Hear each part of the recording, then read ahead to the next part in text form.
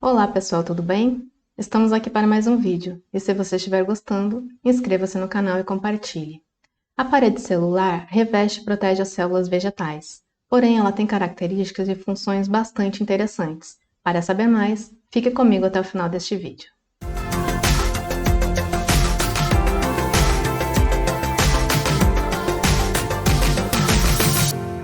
Eu sou a professora Dani e falaremos hoje sobre a parede celular.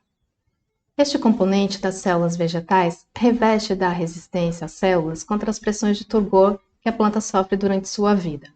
Ela é formada por uma rede de microfibrilas de celulose. Essas moléculas formam cadeias lineares e longas interligadas entre si por pontes de hidrogênio, formando então as microfibrilas. Essas microfibrilas, por sua vez, em algumas paredes celulares, elas se entrelaçam e formam as macrofibrilas, dando ainda mais resistência às paredes. Essa rede de microfibrilas de celulose é ligada de forma covalente ou não covalente a outros componentes que formam uma matriz, como por exemplo polissacarídeos, proteínas e outras moléculas. A disposição, organização e quantidade dessas microfibrilas e moléculas na parede celular confere características específicas dependendo do tecido ou do órgão que essas células se encontram. E essas propriedades físicas e químicas e a resistência mecânica diferenciada também pode ser influenciada por enzimas e outros materiais, que podem alterar as propriedades químicas e físicas das paredes celulares, bem como a hidratação, que pode reduzir ou aumentar a resistência mecânica ou alterar propriedades físicas das paredes. As plantas são utilizadas para a produção de várias coisas que a gente usa durante o dia a dia. Só que a gente nunca parou para pensar de que parte da planta que podem ser feitos esses materiais. E a parede celular é matéria-prima para várias coisas, como por exemplo o papel. O papel a gente sabe que é feito a partir da celulose, o principal componente da parede celular. Além do papel, tintas, plásticos, madeiras e tecidos são produzidos a partir de plantas e a parede celular é o principal componente para a produção desses materiais.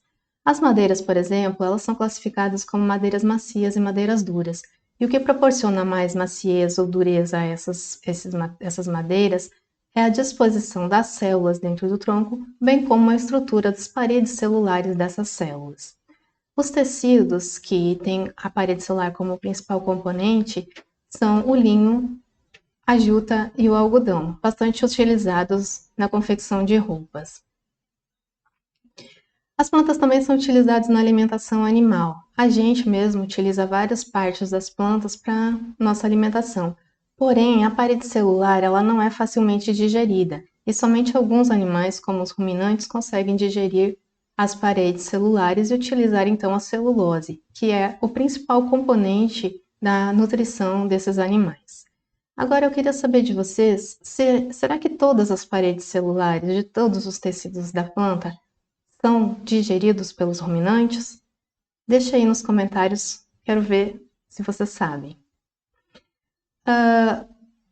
Biocombustíveis também são produzidos a partir de biomassas celulósicas, ou paredes celulares mais propriamente ditas. E grande parte desses biocombustíveis muitas vezes são produzidos a partir de resíduos de plantas que já foram utilizadas para a produção de outras coisas. Além disso, a parede celular é o maior reservatório de carbono orgânico na natureza. A gente sabe que a partir da fotossíntese, as plantas absorvem o CO2, incorporam eles nas suas estruturas, folhas, caules e raízes, principalmente grande parte dele em paredes celulares, e uma pequena parte volta para a atmosfera por meio da respiração. Assim, as paredes celulares participam ativamente dos processos de fluxo de carbono nos ecossistemas. Essas paredes elas são responsáveis por várias coisas nas plantas. Dentre elas, o volume celular, a forma celular e a proteção mecânica. Até aqui eu não falei novidade nenhuma. A gente conhece muito quando fala de forma de célula, quando fala de estrutura de tecido, a gente cai dentro dessas características aqui. E eu já comecei falando sobre parede, falando na proteção mecânica que a parede confere às células, certo? Mas a parede é uma estrutura metabolicamente ativa, bastante complexa, com composição e formas variadas, e assim ela atua em diversas outras funções na planta, como por exemplo a resistência mecânica. O que seria essa resistência mecânica? Vocês conhecem essas árvores que são muito altas, elas só conseguem manter-se firmes nessas alturas por causa das paredes celulares que compõem os tecidos que fazem essa sustentação. Além disso, as paredes celulares também são responsáveis pela resistência à pressão de turgor, a pressão negativa que acontece dentro dos vasos do xilema.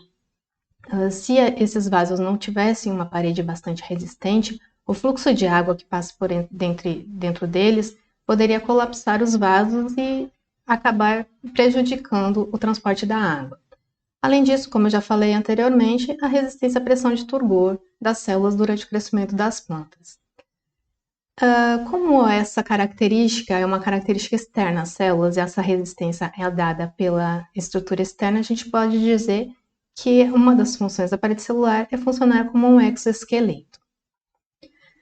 Além disso, a adesão celular é uma outra característica das plantas de responsabilidade das paredes celulares. São elas que controlam a adesão ou a liberação dessa adesão. São elas que controlam a ligação das células de um tecido entre si e, ao mesmo tempo, são elas que podem estar liberando as partes das células que vão formar, por exemplo, os espaços intercelulares, ou também liberando aquelas células que vão ser separadas no momento de uma abscisão foliar.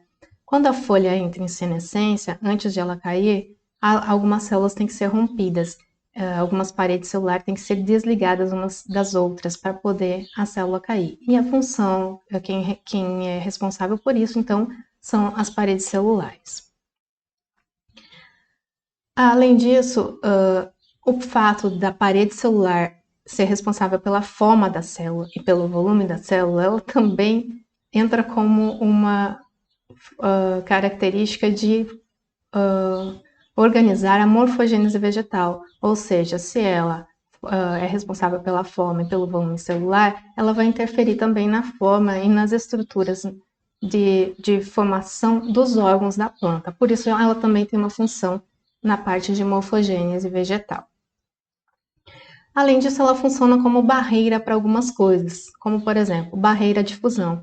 Apesar dela ser bastante permeável à água, dentro das paredes celulares, a água passa com bastante facilidade e bastante componentes conseguem passar, às vezes ela funciona como uma peneira, segurando algumas estruturas maiores, algumas moléculas maiores, ou como por uma atração, ou melhor, não uma atração, mas por uma expulsão hidrofóbica dessas moléculas, ajudando assim as membranas plasmáticas a selecionar o que está entrando para dentro das células. Ou elas podem funcionar também como uma barreira à perda de água, principalmente, por exemplo, nos órgãos aéreos, onde há a formação de uma cutícula nas paredes externas da epiderme, impermeabilizando essas paredes e diminuindo muito a perda de água da planta por meio da parede celular. Além da barreira à difusão e à perda de água, ela também pode ser uma barreira química e estrutural a patógenos, tanto pela estrutura de sua parede, dificultando a ação de herbívoros, por exemplo, quanto pela produção de algum composto químico que seja algum tipo de repelente para esses micro-organismos ou qualquer outro herbívoro.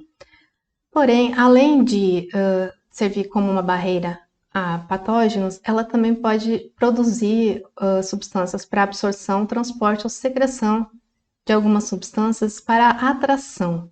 Atração de quê, por exemplo? Ela produz algumas substâncias e ela secreta para fora das raízes para atrair as bactérias simbióticas, que ao fazer simbiose com as raízes, elas fazem a fixação biológica do nitrogênio nas leguminosas principalmente. Outras plantas também têm fixação biológica, porém não têm a formação dos nódulos por essa simbiose que a gente mostra aqui. Nesse caso, é uma resposta de atração dessas bactérias. Da mesma forma, a secreção de algumas substâncias também pode fazer a defesa, tipo repelindo alguns micro-organismos. Se essa secreção de substâncias for para fora das células, ela pode também estar atuando na diferenciação celular. Assim, a gente fecha um grupo de funções das paredes celulares, que não são poucas quando a gente for analisar. A parede celular, apesar de ela ser transparente na microscopia de luz, ela é a parte visível que delimita as células. Então, em qualquer corte que a gente for observar na microscopia de luz, a gente consegue ver aquela delimitação da célula e ela é a parede celular. Ela pode ser visível com ou sem corante. O uso de corantes pode definir qual que é o tipo de parede celular, se é primária ou secundária, e assim também a gente pode estar identificando qual tecido que a gente está observando. Além disso, ela varia em espessura, forma e composição. Numa mesma célula, a gente pode ter um lado, uma estrutura e composição diferente do outro lado. Como eu falei antes, na epiderme, a epiderme tem as células que têm o lado da parede para o lado de dentro da folha, por exemplo, com uma estrutura. E aquela que está direta em contato com o ambiente, para o lado de fora de uma folha, por exemplo, ela tem uma estrutura diferente, inclusive com a deposição, por exemplo, de cutina, formando a cutícula para impermeabilizar ela e dar maior proteção. Outras células que têm características bastante diferentes entre um lado e outro, a parede de um lado e de outro dessas células, são as células guarda que formam os estômatos.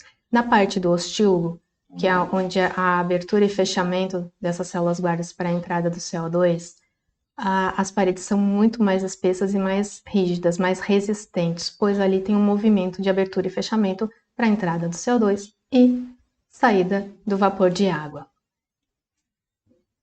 Então, a parede celular, para a gente fechar aqui hoje, ela tem algumas camadas, como por exemplo, a lamela média, a parede primária. Esses dois componentes, lamela média e parede primária, são encontrados em todas as células de todos os tecidos. Então, qualquer célula vegetal tem tanto a lamela média quanto a parede primária. E algumas células apresentam uma parede secundária. Não são todos os tecidos, somente xilema e esclerênquima. Essa é a característica dessas paredes primária e secundária, a gente vai ver em outra aula. Obrigado por ficarem comigo até aqui. E se gostaram, deixe seu like aí. Um beijo no coração e até a próxima.